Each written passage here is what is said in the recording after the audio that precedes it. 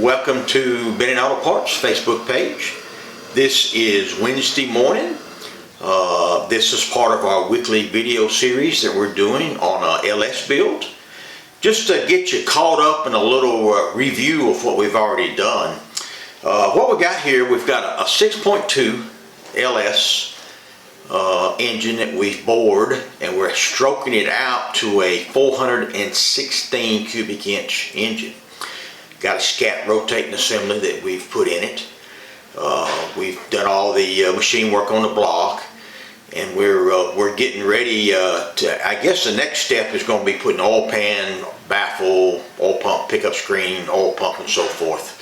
But I just want to give you a little quick review of what we've done from the last time to now. So we've actually got the pistons and rods installed with the rings on them. We are using a lower compression fitting or lower compression piston because this is going to be a supercharged engine. So we need to get the compression on a supercharged build down to about 10 to 1. So we've got this assembly installed. We've got all 8 pistons installed. We've got oil pump is installed. We've got the timing chain setup installed. Everything seems to be rotating real well. Of course, we've got the camshaft in. This is a camshaft for a supercharged engine. Customer provided it for us. He picked out the cam and with the lift and duration and so forth that he wanted. So what I'm going to do right now is I'm going to rotate this engine so you can see how it rotates. And then I'll give you a real close-up look of these pistons on the driver's side, which is 1, 3, 5, and 7, and we'll look at 2, 4, 6, and 8. And then we'll take a look at the front timing chain set, which is installed, and got the oil pump installed. So I'm going to give it a quick spin and just kind of show you how easy it turns. Remind you, this is a complete rotating assembly with everything installed. Of course, you can see it turns real smooth. Just being a stroker assembly, as you assemble this engine, you have to check for clearance. You have to make sure that you don't have any rods hitting the side of the block or interference with the crankshaft or anything like that. Of course, when I assembled this short block, we checked all that, and everything on it looked really, really good. So as you can see, I'm just using a little short 3/8 or 1/2 inch drive ratchet right on the nose of the crankshaft and just turning it over real easy. So we're going to put it on top dead center. I'll let David take some close-up of the pistons that we've got in it, show you how the compression has been reduced by doing what we call an inverted dome. This is not a true flat top, it's an inverted dome. It's got the big valve release. Of course, the big one's for the intake valve, the smaller one's for the exhaust valves. And that's basically for your piston to valve clearance that you're looking for.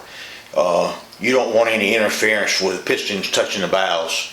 So they cut these reliefs in the pistons to allow for that.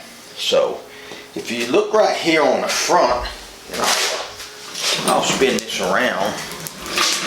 Nice thing about a roller engine stand, you can see we've got the camshaft is installed. We've got the timing chain, timing gears installed. All that's got it's got a tensioner on it. It keeps tension on the chain. This is a Melling billet oil pump, which is a high pressure oil pump. We've got it installed already. It's good to go. All this assembly is ready for the next step. So what I'm going to do, I'm going to spin it over and we'll kind of show you the bottom of it. So you can see the crankshaft, the reluctor wheel. This particular engine uses a 58 tooth reluctor wheel. And basically what that does, it's got a crankshaft positioning sensor, and it reads off this wheel, and it can tell the computer exactly what position the crankshaft is in as it's rotating in the engine.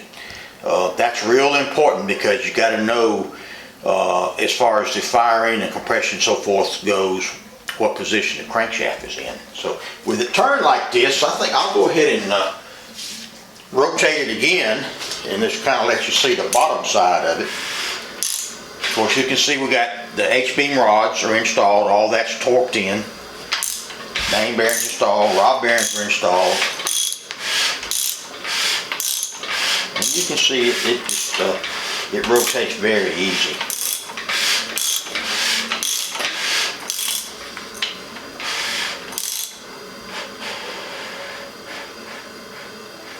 Put her back on top, dead center.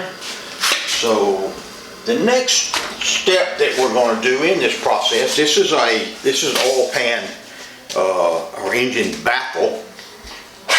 This baffle, this mounts right here like this. It'll bolt down.